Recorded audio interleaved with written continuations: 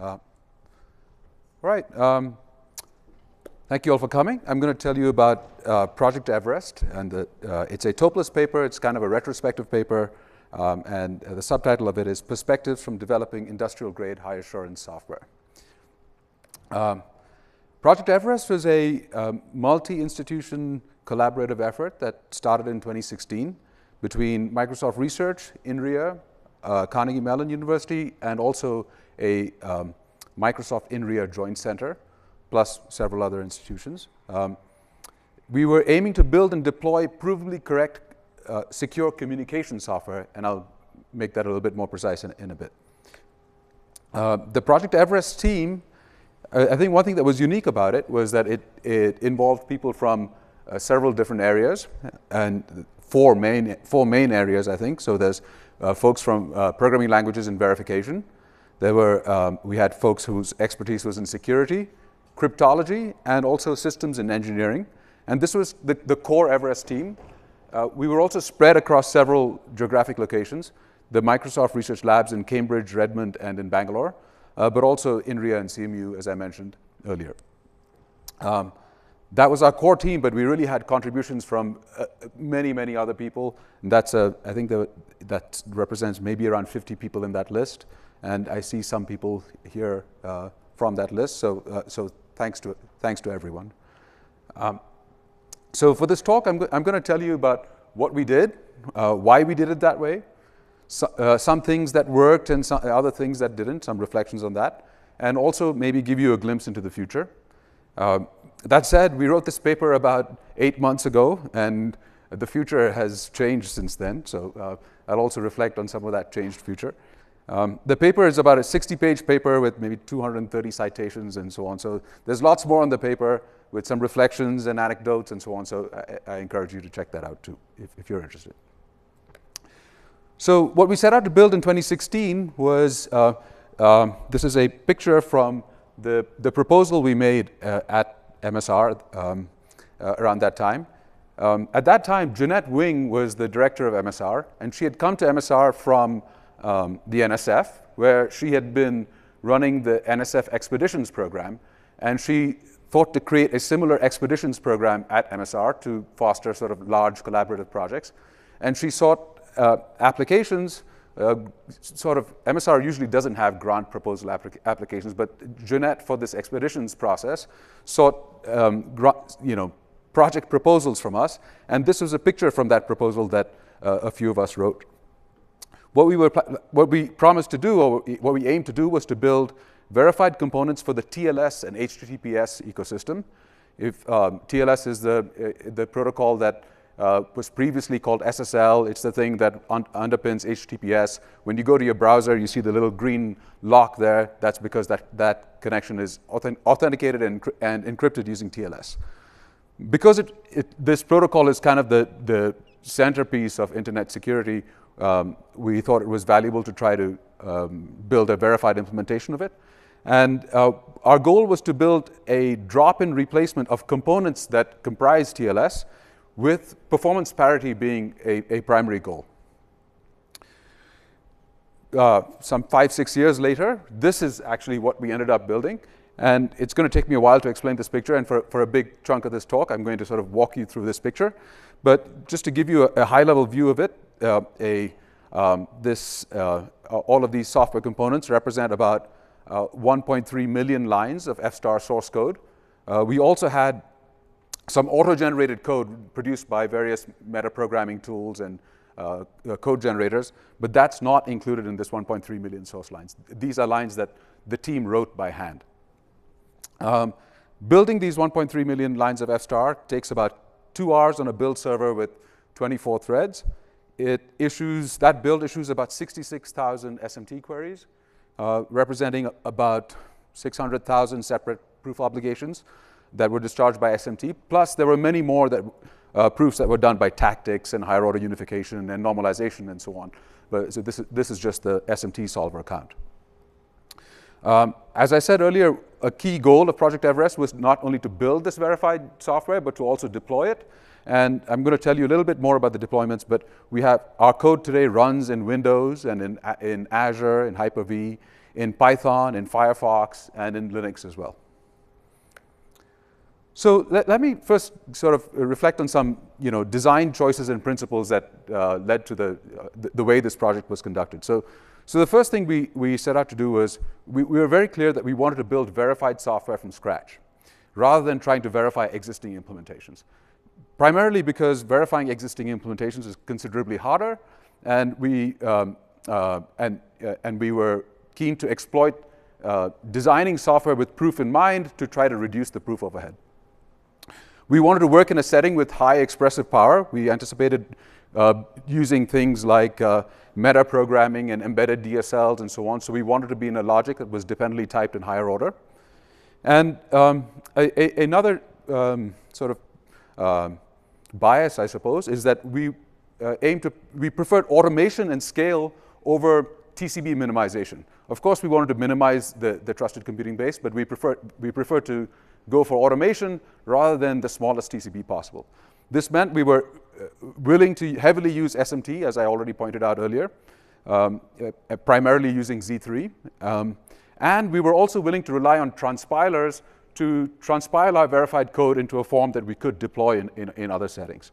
So, and for that, our goal was to produce code in C and assembly, both for performance and for ease of deployment. So with those principles in mind, maybe I can give you a little bit of structure into this big picture, which is that a key principle of the project was that we were going to co-develop the programming tools with its applications. So in this lower part of the figure, we have F-star and the related tools and methodologies, the core programming languages part of the project. And on top of it, we had three main classes of applications: cryptographic algorithms, secure data formatting, and protocol proofs. Zooming in a bit, the core parts of our programming language technology were F-star. F-star in 2016 had just gone a significant revision around making it a fully dependently typed language. And the evolution of F-star was, now 10 years later, was heavily influenced by the Project Everest applications, and F-star really has grown and because of Everest. We used Z3. F-star is coupled with Z3 for proof automation, so it's dependently typed, but it produces verification conditions that by default it discharges to Z3. In order to make F-star capable of handling these kinds of the effectful programs that we wanted to write, we developed this technique called Dijkstra monads to embed program logics for effectful programs inside F-star. And using that, plus some other features, we also built a tactic and meta-programming system for F-star called Meta F-star. And underneath this, we had a tool called Caramel, which was our transpiler that transpiles verified effectful F-star code in a first-order fragment of F-star to several backends, including, at the time, primarily C, but subsequently Caramel also emits WASM and Rust. And I'll tell you a little bit about the other backends in a minute. On top of this core layer of F-star, we built several embedded DSLs. The first one was called Veil, a deeply embedded DSL for verified assembly language. And Veil programs could be they could be just pre-printed as x86 assembly. So there was a semantics for a fragment of x86 assembly in Veil, and the Veil program logic was developed foundationally against that semantics in F-star. The other language we built was a language called Lowstar, a shallow embedding of a DSL that allowed you to program against a C-like memory model with proofs using explicit dynamic frames. And Lowstar programs could then be transpiled to C via Caramel. We also stacked DSLs. So on top of Lowstar, we built another DSL called Everparse, which was a verified parser and serializer generator.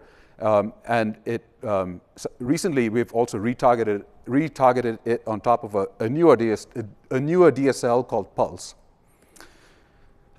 which is one of two concurrent separation logic DSLs we built in Project Everest. The other one was called Steel, and Pulse is its most recent successor. Interestingly, while we aim to deploy primarily the applications we built, it turns out that we also deployed the tools that we built. So today, all of these tools, well, most of them, Everparse, Lowstar, Pulse, F-Star, Z3, and Caramel, all of these are packaged into a build extension mechanism that is installed as part of the dev environment of all Windows developers. Now, moving to the applications, the first class of applications we built were verified cryptographic, a provider for verified cryptographic algorithms. Hacklestar is a library that was led by folks at INRIA, and it's a portable library of verified crypto primitives and constructions in Lowstar. Veil was used to build a library called VeilCrypt, which is using which we built verified optimized x64 crypto for various TLS-specific cipher suites, including especially AES-GCM, which is a hardware-accelerated authenticated encryption primitive that's key to running TLS efficiently. On top of that, we packaged Hacklestar and VeilCrypt into a cryptographic provider called EverCrypt that lets you multiplex between the various implementations depending on what processor you were running on and so on. The whole thing is with EverCrypt, Hacklestar, VeilCrypt. These three components are probably the single largest component in the Everest stack. It represents almost 250,000 lines of F-Star and Veil source and produces about 135,000 lines of executable C in assembly. This proof-to-code ratio is, I think, quite favorable, partly because cryptographic code is, fairly regular, and we developed proof techniques to be able to do these proofs efficiently, but also because we heavily used metaprogramming and higher-order abstractions to keep the proof overhead low. Crypto from Hacklestar and EverCrypt is now, and VeilCrypt is deployed in various places, including in Firefox, in Python, in parts of a Linux VPN, and also in an election library, secure voting library called Election Guard. An interesting kind of side project that became a big part of Everest was the application of Everparse and secure data formatting tools to harden attack surfaces in large parts of Microsoft software, including in Windows and Hyper-V. It turns out that parsing binary formatted attacker-controlled data is a big source of security attacks, and replacing those parsers with verified code from Everparse has been a large ongoing effort in our research group. We also produced the first formalization of ASN1 and X509, which are the certificate formats used in TLS. So going back to the attack surface hardening, since 2021, Everparse produced parsers run in Windows and Azure. And today, every network packet passing through Hyper-V in the Azure cloud has its virtualization envelope first validated by Everparse-generated code. Finally, we had the protocol stack on top, which was primarily this library called MeTLS F-Star. It had the first verified implementations of the TLS 1.3 and quick record layer protocols. And in doing so, we found and fixed a downgrade protection flaw in the TLS standard itself as the standard was being drafted. The MeTLS F-Star was also deployed in Windows as Microsoft was implementing the quick protocol in around 2019 or so, although it doesn't use it today. I should also say that there are parts of this that we didn't quite finish. So there's a part of MeTLS F-Star, which is the handshake of the TLS. We didn't actually finish proving this correct or secure. But we did develop a technique called state-separating proofs to model the kind of cryptography needed in MeTLS F-Star. And that technique led to the creation of SSProve as part of Project Everest. And SSProve was recently used to prove the cryptographic security of the TLS key schedule as part of the BERTI project. So that's a lot about what we did. So maybe a little bit about some reflections. As I said, the main thing we were doing was trying to co-design language and applications. And I think this was an interesting style of doing work. It kept the language design and implementation honest. It had to work at scale. But coping with the change as building our applications while the tool was changing was also very hard. Some of the things that we did, maybe the most prominent thing, was we built a very sophisticated CI system to allow us to evaluate changes as we made them, both on the application side and on the library side. But proof maintenance, as we all know, is a lot of work. We also use SMT-based proofs. This allowed us to scale rapidly with I think, a fairly modest proof-to-code ratio. I think it makes the learning curve shallow at first, but it becomes steeply sharper as you go to more complex proofs. And opacity and instability of proofs was a big problem. That's a problem that us and others continue to work on. There's a solver instability is one, talking with the authors of Z3 and some others, I think we believe that solver instability is not inherent to SMT solvers. Some of them are actually due to just solver bugs. I think I'm a little short on time, so I want to just jump quickly to some reflections. Getting things to work for industrial deployment takes time and luck. It requires working closely with engineering teams, and developing components piecewise is easier than trying to deploy large components all at once. And but the point I want to really get to was, doing this kind of proof, is it really cost effective? So this took us, building this entire stack maybe took us around, say, 50 to 100 person years of PhD level expertise. There's 1.5 million lines of code and lots of reusable bits, but is this level of effort really worth it? So I think one thing that we go to some lengths to discuss in the paper is that you got to choose your targets well. Security critical components are worth doing, but maybe not everything is worth doing if the cost is really this high. But things are changing, and if we think about cost effective, well, the costs are different today. So I mentioned to you that there was this part of MeTLS that we hadn't actually proved correct, and I knew I was going to give this talk. So about 2 weeks ago, I got an agent to program this part of the TLS 1.3 client and get it to prove the handshake correct. And in about 2 weeks, spending about $3,000 in tokens and producing about 125,000 lines of code, we now have a TLS 1.3 in a very particular profile, a one round-trip handshake for a particular kind of a cipher suite, producing about 120,000 lines of verified implementation in Pulse with a 5,000 line spec for the TLS state machine, and about 384 lines of spec produced by the agent in Everparse to generate verified parsers and serializers, and about 25,000 lines of executable C code at the end of the day. This was entirely agently written in 2 weeks. And what is proven is a functional specification relating the raw bytes on the TCP channel to a state machine spec of the TLS state machine, including the wire format of the TLS messages, and relating this to the application level channel, the bytes that the application sends on the TLS channel. And this is related to the imperative implementation in Pulse via a state machine refinement. There's many caveats. This is only a functional correctness theorem. It does not model any adversary, and it's not a cryptographic result. The theorem covers only one main scenario, the most common scenario for a TLS handshake, not every variation that it supports. It still uses an unverified certificate validation component from OpenSSL, so we did not integrate in this the ASN1 and X509 certificate chain validation. And it reuses components that we had previously in Everest. So it reuses Hackle-Star cryptography and so on. But still, producing proof at this scale in 2 weeks is, for us, just transformational, I think.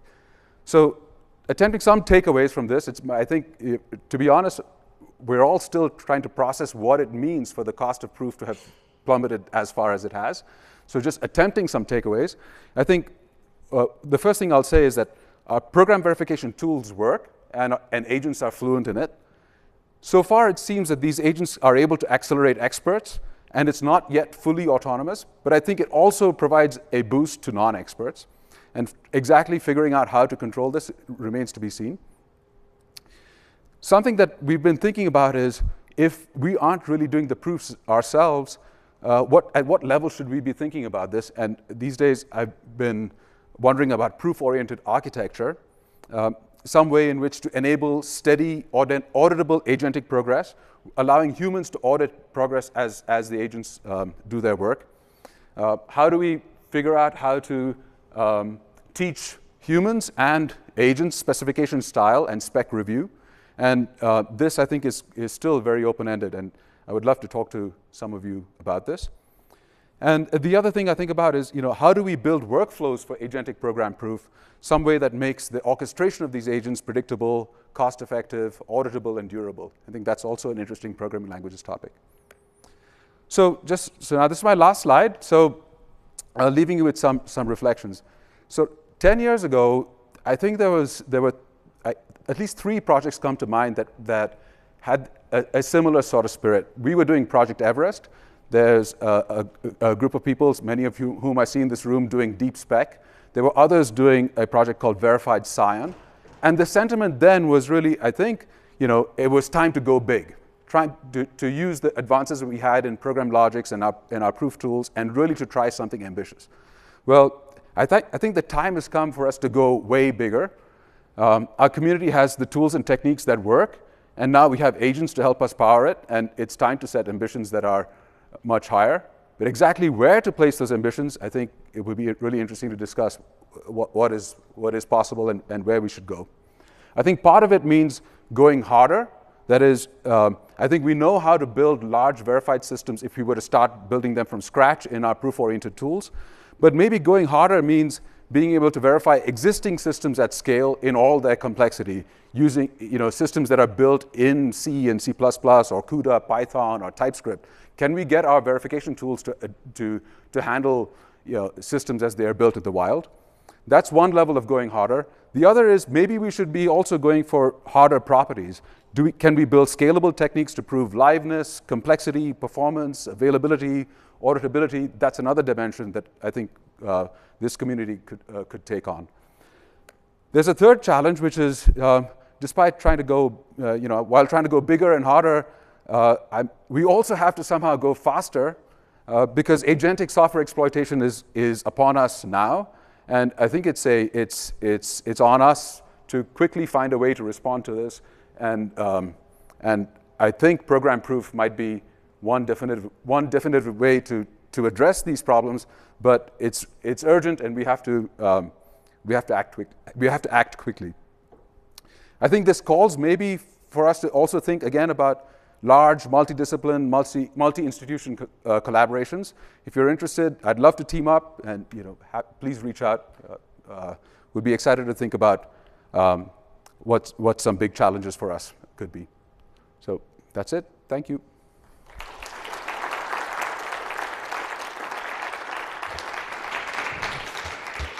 All right. I don't think we have time for questions, but feel free to talk to Nick offline, and I'm sure you have a lot of questions to ask.